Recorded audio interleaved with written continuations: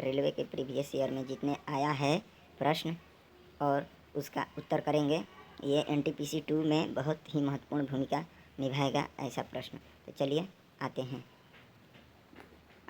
प्रश्न number एनिडीला group में मुख्यतः कौन कौन जंतु पाए जाते हैं? तो जोंक, केचुआ, दो तो पाए जाते हैं, जोंक, केचुआ। आर्थ्रोपोडा ग्रुप में मुख्यतः कौन कौन जंतु पाए जाते हैं? तो आइए चलते हैं। तेलचाट्टा, मगरमच्छ, मच्छर, खटमल, मक्खी। ये तेलचाट्टा पाया जाता है, मगरमच्छ पाया जाता है, खटमल पाया जाता है और मक्खी पाया जाता है। तो चलिए आते हैं आगे आते हैं। मोलास्का ग्रुप के अंतर्गत मुख्यतः कौन कौन से जंतु या कीट आते हैं? तो आते हैं घोंघा, सीपी। कौन कौन से आते हैं? घोंघा और सीपी। इकाइनोडर्मेटा संघ के अंतर्गत मुख्यतः कौन कौन से जंतु आते हैं? तो तारा मछली, ब्रिटिल स्टार। तो एक तारा मछली स्टार फिश हम लोग कहते हैं, ब्रिटिल स्टार एक वो भी जंतु आती है इकाइनोडर्मेटा संघ के अंतर्गत। आगे चलते हैं। ये आप लोगों को याद होगा। मनुष्य का पाचन क्रिया कहाँ से प्रारंभ होता है? तो यह मुख से प्रारंभ होता है। कहाँ से? मुख से। शिराएँ द्वारा कौन सा रक्त प्रवाहित होता है? तो अशुद्ध रक्त द्वारा। अब आगे आते हैं। धमनी द्वारा कौन सा रक्त प्रवाहित होता है? तो शुद्ध रक्त। अशुद्ध कहाँ से होता है प्रवाहित? तो शिराएँ द्वारा। और धमनी कहाँ से प्रवाहित होता है रक्त? तो शुद्ध रक्त वो धमनी प्रवाहित करता है और शिराएँ करता है प्रवाहित उसको, अशुद्ध को। कौन सा विटामिन जल में घुलनशील है? तो BC जल में घुलनशील है। और कीड़ा KADI ये जल में घुलनशील नहीं है, याद कर लीजिएगा।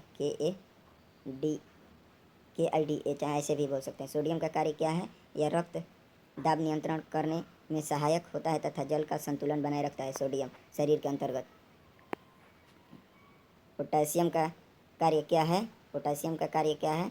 यह हृदय की धड़कन एवं नाड़ी संस्था के कार्यों को संचालित करता है।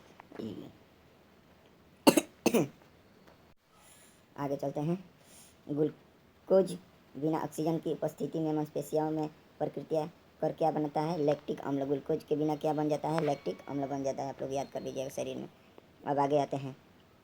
ग्लूकोज बिना ऑक्सीजन की उपस्थिति में बैक्टीरिया या ईस्ट से प्रतिक्रिया कर क्या बनता है? तो इथाइल अल्कोहल बनता है। ग्लूकोज बिना ऑक्सीजन की उपस्थिति में बैक्टीरिया या ईस्ट से प्रतिक्रिया कर क्या बनता है? Ethyl alcohol. आगे चलते हैं। ऑक्सीजन की उपस्थिति में ग्लूकोज की प्रतिक्रिया होती तो क्या बन जाता है? तो कार्बन डाइऑक्साइड और जल का निर्माण होता है। एनिडीला में उत्सर्जन करके किस उत्सर्जी अंग द्वारा होता है? तो नेफ्रिडिया। किसका होता है? नेफ्रिडिया। ये आप लोग याद कर लीजिएगा। मूत्र का pH मान आप लोग क्या याद होगा? 6 होता है, जो अम्ल में आता है। बाहरी स्रावी एवं अंत स्रावी दोनों प्रकार किस ग्रंथि में होता है? तो किस ग्रंथि में होता है? आमाशय में। किस ग्रंथि में होता है? ये आमाशय में होता है। किस ग्रंथि में होता है? आमाशय में। प्यूसी ग्रंथि या प्यूट्रिटरी ग्रंथि को किस अन्य नाम से जाना जाता है? तो मास्टर ग्रंथि। सिप्रंग को अपनी सामान्य लंबाई पर वापस लौटने के लिए लगने वाला बल कहलाता है प्रत्यानयन बल कहलाता है। अब आइए आगे चलते हैं। बोले ना, ये सभी रेलवे NTPC 2 के लिए महत्वपूर्ण प्रश्न है। आप लोग चैनल को लाइक शेयर सब्सक्राइब कर दीजिएगा प्लीज़ भाई लोग, सपोर्ट करिए ताकि और अच्छा वीडियो या आप लोगों को छाँट कर हम लोग दे सकें। पौधे के लिए सबसे अच्छा उर्वरक कौन सा है? तो कंपोस्ट है। पेट्रोलियम किस प्रकार की चट्टानों में पाया जाता है? तो अवसादी चट्टानों में। ये आप लोगों को याद होगा। गुब्बारों को उड़ाने के लिए काम में लाई जाने वाली गैस कौन सी है? तो आप लोगों को याद होगा हीलियम। कौन सा है? हीलियम। DDT का उपयोग किस रूप में किया जाता है? तो कीटनाशी दवा। जो खेती करते होंगे बच्चा वो उसको याद आता है, हमारे किसान भाई ये इसको करते हैं DDT का उपयोग। इथेनॉल के अधिकतम सेवन से कौन सा अंग प्रभावित होता है? तो यकृत। इथेनॉल ज़्यादा हम लोग अधिक सेवन कर लेते हैं तो यकृत क्या होता है? प्रभावित हो जाता है। सभी अम्लों में अनिवार्य रूप से पाए जाने वाले पदार्थ क्या है? तो हाइड्रोजन। क्या? हाइड्रोजन। आग लगने तथा फैलने की सबसे कम संभावना किस वस्त्र में होती है? आप लोग ये इसको याद कर लीजिएगा, सूती वस्त्र में सबसे कम होता है। लोहा का सबसे महत्वपूर्ण स्रोत कौन सा है हमारे विटामिन के लिए? तो हरा सब्जी। इसको भी आप लोग याद, हल्का प्रश्न है लेकिन ये भी नहीं याद रहेगा तो फिर थोड़ा सा कष्ट, परीक्षा में नहीं लिख पाइएगा। गैसोलीन को किसके साथ मिश्रण करके गैसोहाल बनाया जाता है? Ethyl alcohol. ये महत्वपूर्ण इंपॉर्टेंट भी इसको कह सकते हैं आप लोग। ये इंपॉर्टेंट क्वेश्चन है, आप लोग इसको भी याद कर लीजिएगा। सभी महत्वपूर्ण प्रश्न है, आप लोग एक बात समझ लीजिए। तत्कालीन ऊर्जा शक्ति के लिए धावकों को कौन सा पदार्थ के दिया जाता है? ग्लूकोज। जो दौड़ते हैं, आर्मी वार्मी की तैयारी करते हैं, वो ग्लूकोज पीते हैं दौड़, जिसको ज़्यादा शक्ति के लिए। चलिए आते हैं अगला पर। मानव जाति के लिए ओजोन परत क्यों महत्वपूर्ण है? पराबैंगनी किरणों को रोकने के लिए एक रक्षा उपकरण है। पराबैंगनी किरणों को रोकने के लिए आप लोग जानते होंगे। चलिए आते हैं अगला पर। अंत्रज्वर के लिए सामान्यतः उपयोग की जाने वाली औषधि कौन है? ये कौन है? क्लोरोमाइसिटिलिन है। गैस की लौ की सबसे गर्म हिस्से का क्या कहते हैं? सबसे गर्म हिस्से को क्या कहते हैं? तो ये क्या कहते हैं? ये कहते हैं हम लोग ज्योतिहीन क्षेत्र। ज्योतिहीन क्षेत्र जिसको नहीं दिखाई पड़ता है। सोने का शुद्ध रूप कितने कैरेट का होता है? तो 24 कैरेट। आप लोगों को ये याद होगा। शनिवार किसका आयस क्या है? तो पारा का। ये भी आप लोगों को याद होगा। शरीर के ताप का नियंत्रण किसके द्वारा होता है? तो ये हाइपोथैलेमस के द्वारा होता है। अब आगे चलते हैं। लाल अस्थिमज्जा में किसका निर्माण होता है? तो लाल रंग कलिकाओं का होता है। केसरूक दंड में कितनी हड्डियाँ होती है? तो 33। BCG का पूरा नाम? तो बेल्जियम कैलमेट यूरेनियम। तो ये एक टीका है, आप लोग याद कर लीजिएगा, ये एक टीका है। अब आगे आते हैं, आगे चलते हैं। एथलीट फुट नामक रोग होती है, किसके द्वारा होती है? तो कवक द्वारा। दामा नामक रोग किसके द्वारा होती है? तो कवक के द्वारा। फाइलोरिया नामक रोग किसके कारण से होती है? तो कृमि या वर्म। किसके कारण होती है? कृमि या वर्म। जब एक वस्तु का वेग दुगनी की जाती है तो उसकी गति ऊर्जा चौगुनी बढ़ जाती है। ये फिजिक्स का क्वेश्चन है। NTPC 2 का रेलवे का बहुत महत्वपूर्ण प्रश्न है, जो अभी एग्जाम होने वाला है। आप लोग इसको एक बार पढ़ लीजिए, बार बार सुनिए। और आते हैं, शुक्राणु को अन्य नाम से भी जाना जाता है, वह है माइटोकॉन्ड्रिया। इसको पावर हाउस भी बोला जाता है। पावर हाउस भी बोला जाता है। इसको पावर हाउस भी बोला जाता है, माइटोकॉन्ड्रिया। शुक्राणु को अन्य नाम से भी जानता है।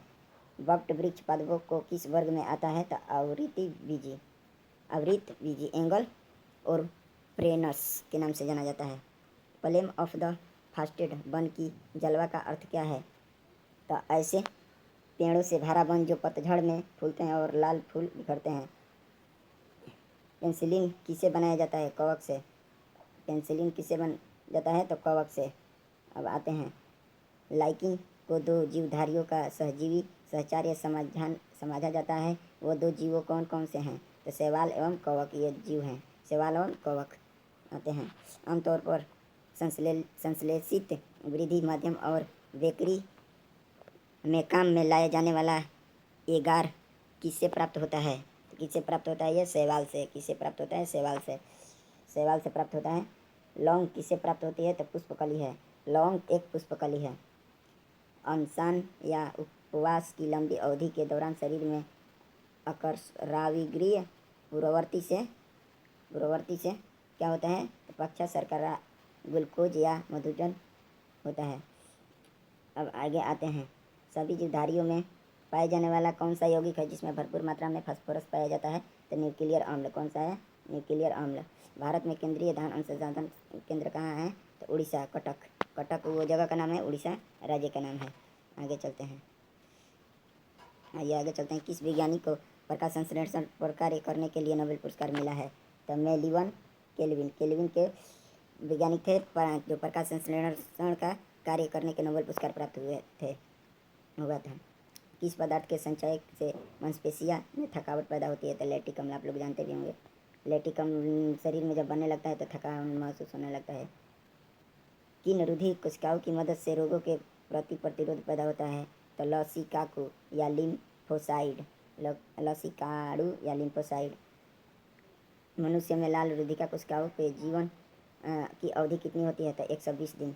लाल रुधिका कितनी होती है? तो 120 दिन। और वाइट कितनी होती है? और वाइट कितना होती है? तो 2 से 4 दिन होता है इसका अवधि। सीरा रक्त को ऑक्सीकरण के लिए फेफड़ों तक किसके द्वारा ले जाया जाता है? तो फस्फुंस धमनी को, इसका आप लोग याद है, फस्फुंस धमनी को ले जाया जाता है। कृत्रिम गुर्दा किस सिद्धांत पर कार्य करता है? कृत्रिम गुर्दा किस सिद्धांत पर काम करता है? तो अपोहन या डिलाइसिस। एक व्यक्ति की आंखों का रंग काला, नीला या भूरा उस वर्ण पिगमेंट पर आश्रित है किसमें पाया जाता है? तो तारिका आइरिस में। यह आप लोग देख लीजिएगा। आगे चलते हैं। जब आँख में धूल चली जाती है तो कौन सा हिस्सा सूजकर गुलाबी हो जाता है? तो नेत्र, सलेस्माला या कंजक्टिवा, ये वाला हो जाता है। बच्चे के दूध पीते समय स्तनों में धूल का निकासन किसकी मदद से होता है? तो ऑक्सीटोसिस की वजह से होता है। बच्चों को दूध पीते समय ऑक्सीटोसिस की वजह से। निचेतन समातक कहाँ होता है? तो डिम्बवाहिनी नली में होता है। कृत्रिम व्रीहि संचेचक के उद्देश्य से वृषभ व्रीहि को किसमें संचालित किया जाता है? तो द्रव्य नाइट्रोजन में। किसमें संचालित होता है? तो द्रव्य नाइट्रोजन में। किस पादप का पुष्प सबसे बड़ा होता है? तो रैफोलेसिया। आगे आते हैं। असत्य फल मुख्य रूप से कौन से हैं? तो नारियल, कटहल से। यह असत्य फल हैं। नारियल या फल में नहीं आते हैं, लेकिन असत्य फल में आते हैं। आगे आते हैं। ताजे निकले मूत्र में कोई खास गंध नहीं आती है, लेकिन कुछ समय बाद उसमें अमोनिया जैसी तेज गंध आने लगती है। क्यों? क्योंकि जीवाणुओं द्वारा यूरिया अमोनिया में बदल जाता है। जीवाणुओं द्वारा यूरिया जो है अमोनिया में बदल जाता है। आगे आते हैं। किस मछली में सल्क नहीं होता है? तो कैटफिश में। कैटफिश एक मछली का नाम होता है कैट, उसमें क्या होता है? सल्क नहीं होता है। ज़्यादातर मछलियाँ जल में क्यों नहीं डूबती? वातावस्य के कारण। किसके कारण ज़्यादातर मछलियाँ जल में नहीं डूबती हैं? वातावस्य के कारण। सर्वप्रथम विषाणुओं को शुद्ध क्रिस्टलीय रूप में किस वैज्ञानिक ने अलग किया? W.M. स्टेनले।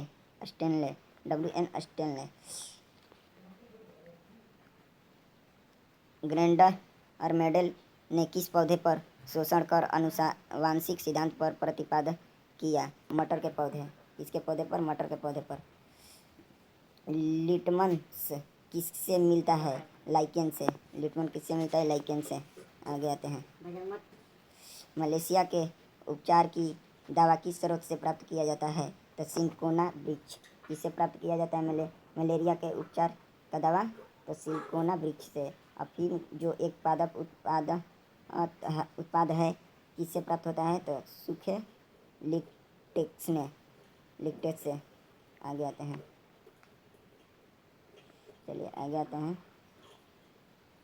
वाणिज्य कमर्शियल काग किसे छाल से प्राप्त होता है? तो बबूलत ओके। पश्मीना ऊन बकरी के किस नस्ल से प्राप्त होती है? तो चंगथी। मवेशियों में बंजापन किस रोग के कारण होता है? तो बेग रोग के कारण मवेशियों में बंजापन होता है। अधिक शराब पीने वाले अधिकांश किस बीमारी से मरते हैं? तो श्रूणर। इसलिए तो श्रूणर रोग से मरते हैं। साइबोजम्स किस कार्य करती है? यह प्रोटीन संश्लेषण का कार्य करती है। राइबोसोम किस कार्य करती है? तो यह प्रोटीन संश्लेषण। मरुस्थल में उगाने वाले पौधे क्या कहलाते हैं? तो मरुदभिद। आगे आते हैं। राष्ट्रीय ऊँट अनुसंधान केंद्र कहाँ है? तो बीकानेर, राजस्थान। इसको राजस्थान का जहाज भी कहा जाता है उसको।